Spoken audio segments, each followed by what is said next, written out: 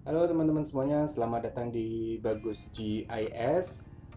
Ya, kali ini kita akan melakukan city tour jalan-jalan di kota Semarang. Jadi sebelumnya sebenarnya saya rekam langsung dari motor, ternyata kualitasnya kurang baik ya.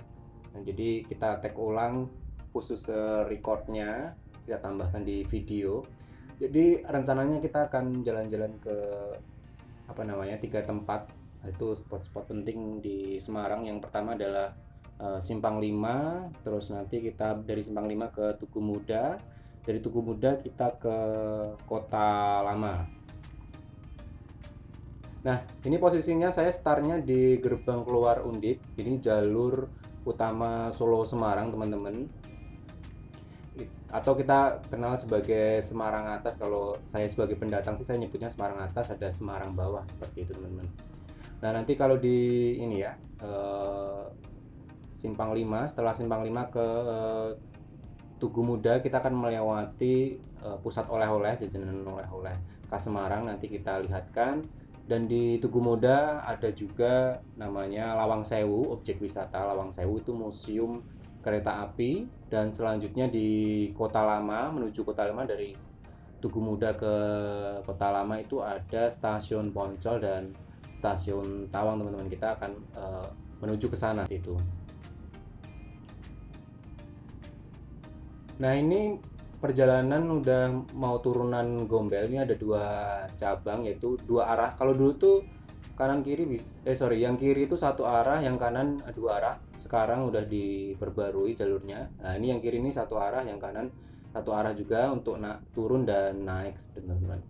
Nah, di sebelah kirinya sebenarnya ada apa ya? Golf, tempat golf.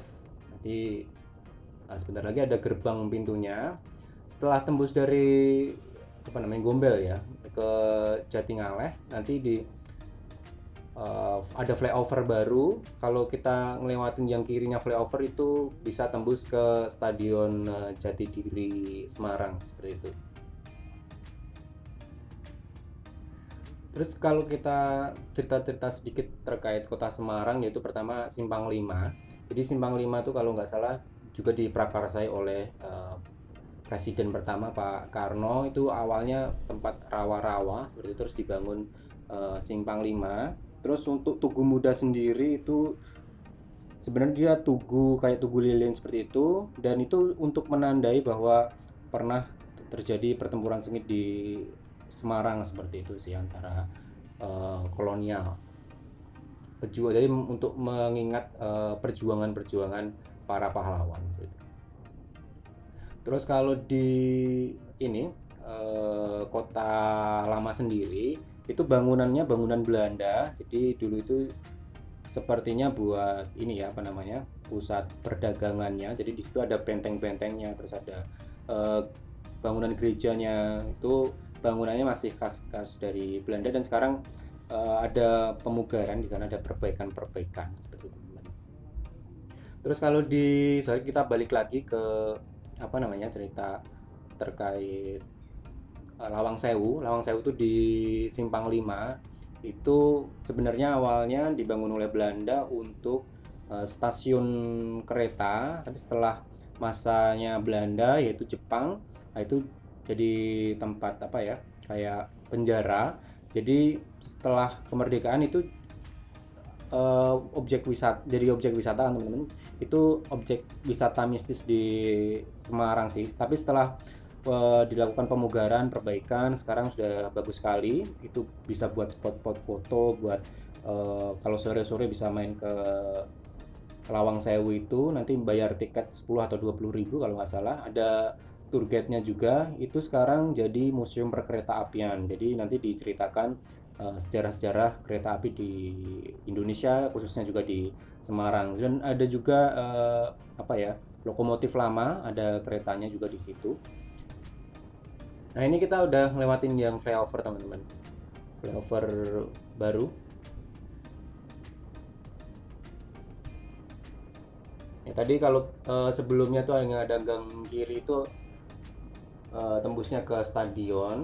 Nah, ini kita udah mau menuju simpangan lagi.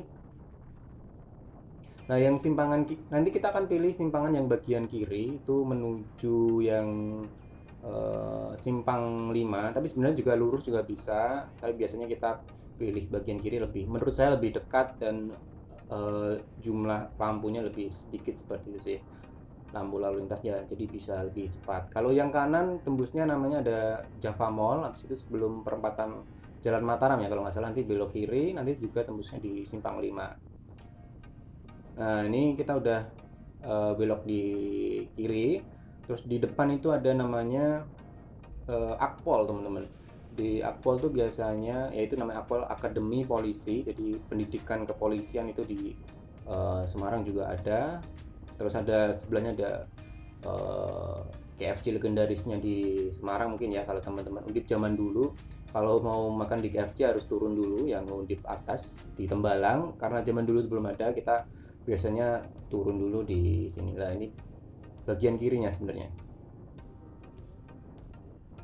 Oke.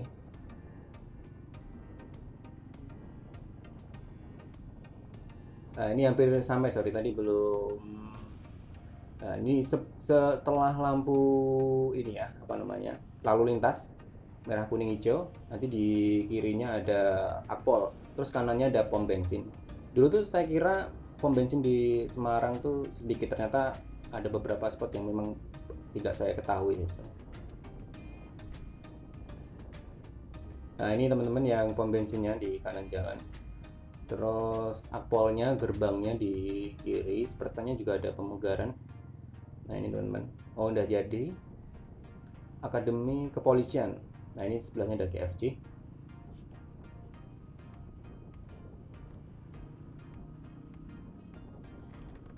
Oke.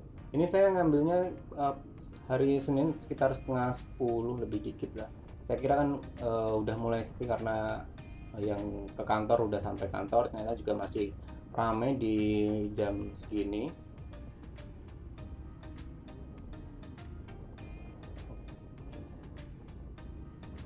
Jadi kita ngambilnya coba ini sih pagi, nanti kita coba ambil di kapan-kapan sore hari, kita lihat perubahannya tuh, perubahan dalam arti lalu lintasnya sama kualitas. Kalau kita ngambil di waktu pagi sama sore itu cahayanya seperti apa, itu pasti ada perbedaannya.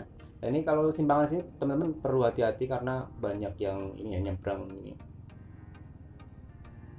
rawan juga kalau kenceng-kenceng. Terus kontur di Semarang itu kan ada Semarang atas, Semarang bawah, itu sebenarnya posisinya yang Semarang atas kan lebih tinggi, terus bawah jadi banyak turunan kalau kita ke Semarang bagian bawah, pusat kotanya Semarang bawah. Tapi di atas juga sudah banyak kafe dan mall sebagainya. Nah, ini kita kalau turun itu harus berhati karena jalannya berkelok-kelok dan turunan tajam seperti itu sih. Nah, ini depan ini udah ada simpangan juga. Itu menuju yang kalau kita lurus terus langsung menuju ke